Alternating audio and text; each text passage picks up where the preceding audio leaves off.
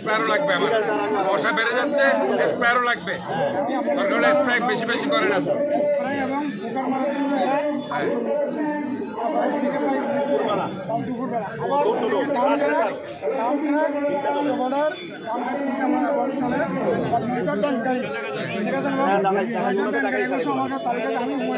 সকাল 9টা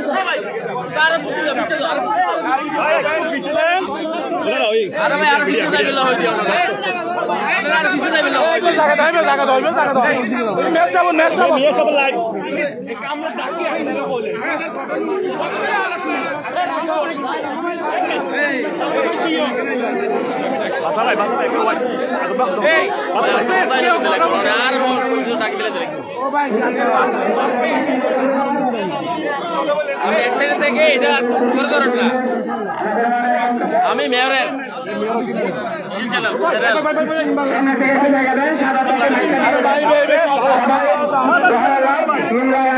সৃষ্টি করবেন না সাদত ভাই যে সামাজিক প্রকাশ করতেছে এটা করে চলে যেতে দেওয়া লাগে যে মন্দিরা বিধি করবেন না সাদত ভাইকে মাইটা দেন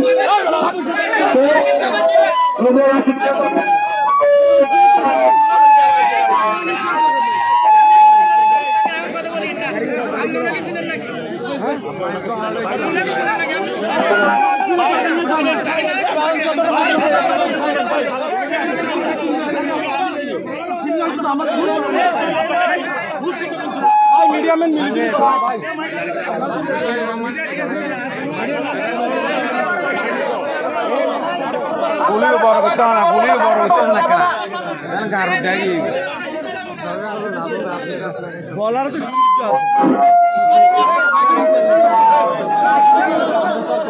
বলার তো সৌন্দর্য পিছনে নিয়ে যাও পিছনে নিয়ে যাও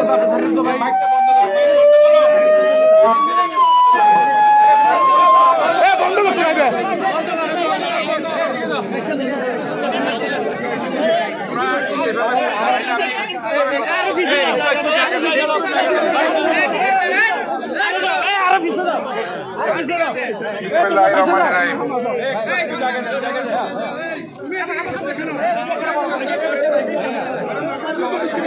আজকে এখানে আমরা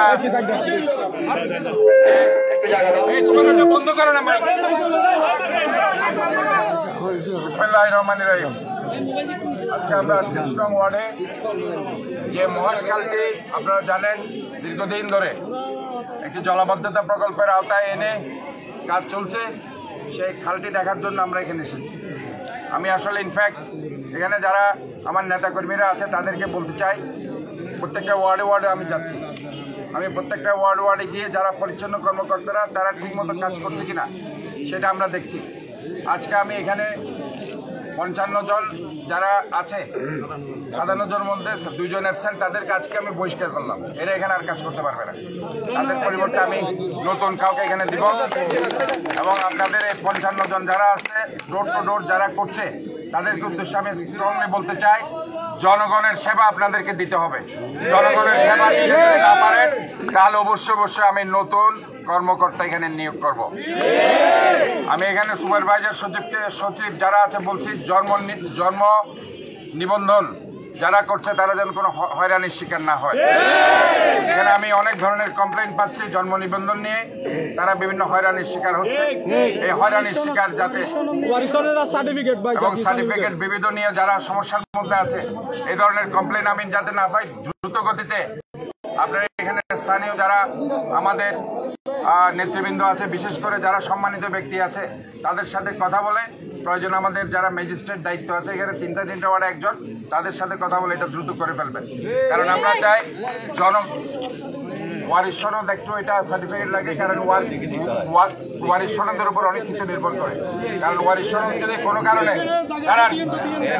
ওয়ারিশ সনদ যদি এদিক ওদিক হয়ে যায়, একটা মানুষের অধিকার ভঙ্গ হয়ে যায়, বঞ্চিত। এটা কিন্তু আমাকেও জবাবদিহিতা করতে হবে, আজকে হয়তো না কিন্তু পরকালে জবাবদিহিতা করতে হবে। কাজে এটা কিন্তু আমাকে অত্যন্ত স্ক্রিনিং করে সেটা করতে হবে। কিন্তু জন্মসনদ এগুলো অতি সহজে আপনারা করে ফেলবেন, যেগুলো আমাদের জনগণের দরকার। স্কুলের ভর্তি হইতে হলে বিভিন্ন জায়গায় লাগলে এটা লাগে। কাজে আমার মনে হয় এই কাজগুলো আপনারা দ্রুত করবেন।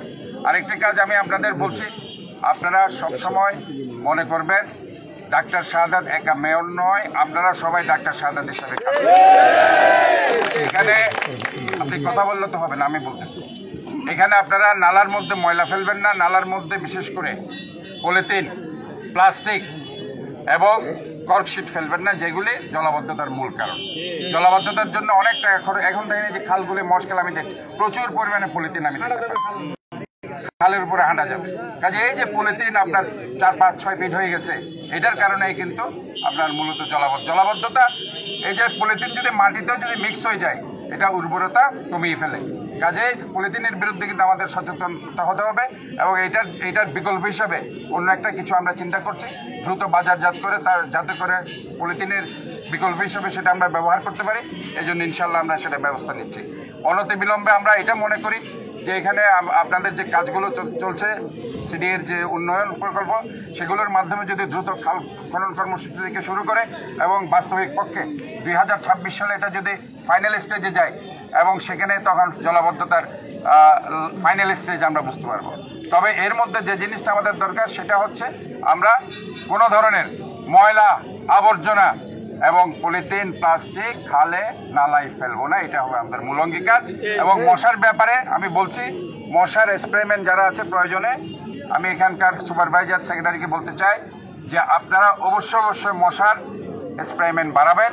স্প্রেম্যান বাড়িয়ে যাতে মশার উপদ্রব থেকে মানুষ কিছুটা হলেও রেহাই পায় সেটা আপনাদের দেখতে হবে। কারণ এই 2 মাস কিউলেক্স মশার উপদ্রব বেড়ে যাবে। কাজে এই ব্যাপারে আপনাদের সচেতন থাকতে হবে। ময়লার গাড়িগুলো খুব নষ্ট পথে পড়ে। ময়লার গাড়িগুলো আমি যেটা বলছি, যারা এখানে ড্রাইভারগুলো আছে আমাদের পরিচ্ছন্ন কর্মকর্তার উদ্দেশ্যে আমি বলতে চাই, আপনি এটার উপর কাভার থাকলে কাভার দিয়ে দিবেন এবং না থাকলে আমরা সেটা ব্যবস্থা করে দিব। কাভার দিয়ে যদি আমরা যাই ময়লা হয়তো বা পড়বে না।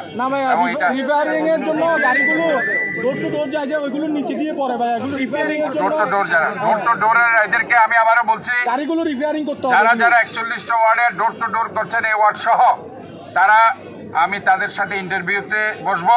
তাদের গাড়ি আছে কিনা, লোক বল আছে কিনা আমি অবশ্যই দেখবো। যাদের গাড়ি নেই, লোক বললে আমি তাদের অর্ডার ক্যান্সেল করে দেবো। আর আরেকটা হচ্ছে যারা ডোর টু ডোর এইসব প্রকল্প করছে, আমরা একটা নিয়মের মধ্যে আনতে চাচ্ছি মাত্র 50 টাকা আপনারা নেবেন, 100 টাকা কেউ নেবেন না। 50 টাকার বেশি নিলে তাদেরকে আমরা বাতিল করে দেব। এই নিয়মের মধ্যে আমরা রাখবো।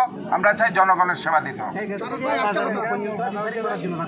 রাস্তার ব্যাপারটা ভিন্ন, রাস্তাটা আমরা করতেছি, রাস্তা সিটি কর্পোরেশন করবে এবং আপনারা নামগুলো, রাস্তার নামগুলো আমাদেরকে দেবেন, ইনশাআল্লাহ আমরা সেটা আস্তে আস্তে করে দেবো।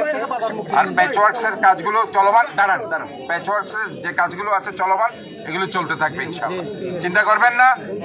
যেহেতু মাত্র 1 মাস হয়েছে আমি দায়িত্ব নিয়েছি, আমি আপনাদের এখান থেকে বড় হয়েছে, আপনাদের সাথে রাজনীতি করে বড় হয়েছে, কাজে আমি চাই যে আপনারা যাতে দুর্ভোগের শিকার না হন, জনগণ যাতে আপনাদের সাথে একসাথে ঐক্যবদ্ধ হয়ে কাজ করতে পারে।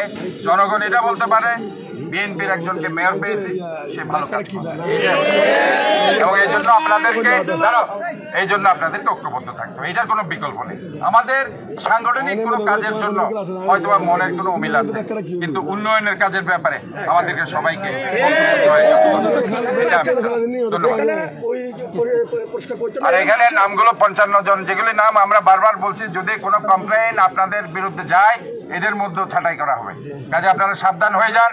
আপনারা নিয়মিত পরিষ্কার পরিচ্ছন্নতা অভিযানে থাকবেন, মশার স্প্রে থেকে শুরু করে, ময়লা আবর্জনা পরিষ্কার থেকে শুরু করে এবং ঝাড়ু থেকে শুরু করে সব কাজ যেভাবে আগে করছেন, এবং আপনারা এই দায়িত্ব ইমানদারিত্বের সাথে করবেন।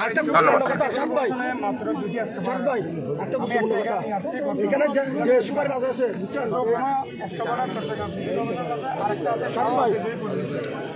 সুপারভাইজার যিনি আছে উনি পরিষ্কার পরিচ্ছন্ন লোক না আনিয়ে বাইরের লোক থেকে 200 টাকা 300 টাকা নিয়ে করে আমরা বললাম 50 টাকা করে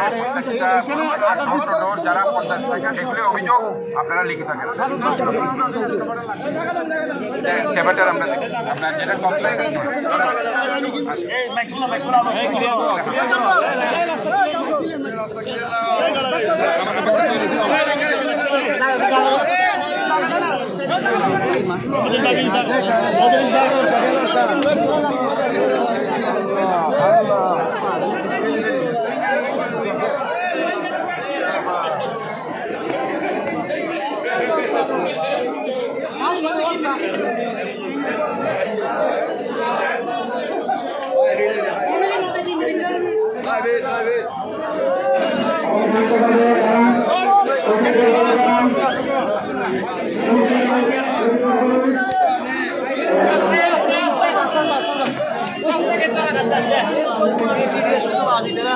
যে বস্তু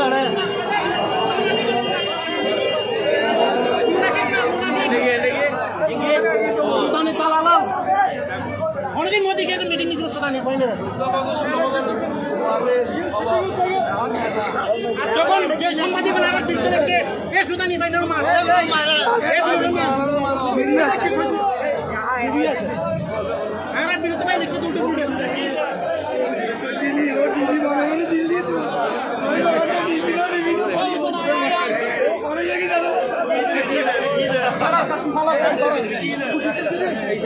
ঢাকায় আসো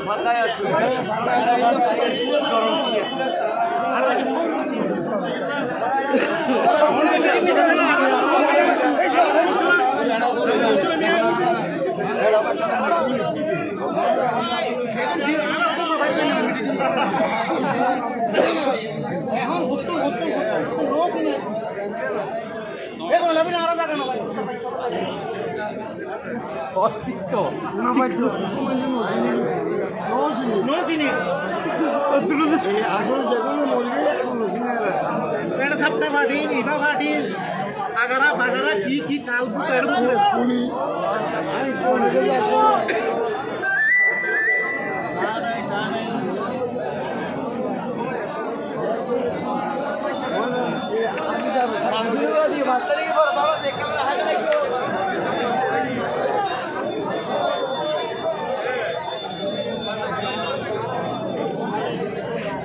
সুপ্রিয় দর্শক, আমরা দেখতে পাচ্ছি এখানে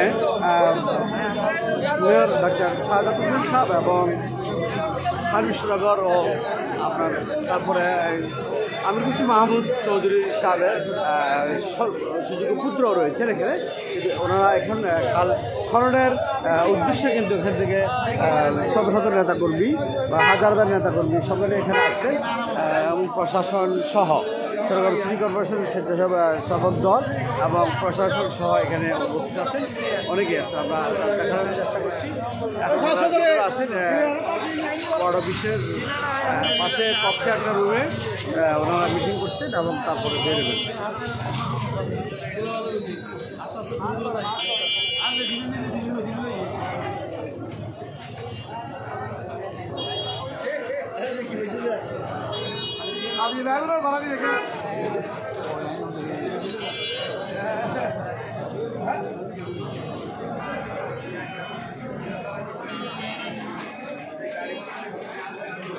সুপ্রিয় দর্শক, আমরা লাইভ থেকে এখন বিচ্ছিন্ন হচ্ছি। আমরা যখন খাল খননের কাজ শুরু হবে তখন আমরা লাইভে সংযুক্ত হব। সকলকে 16 বাংলা টিভির পক্ষ থেকে জানাচ্ছি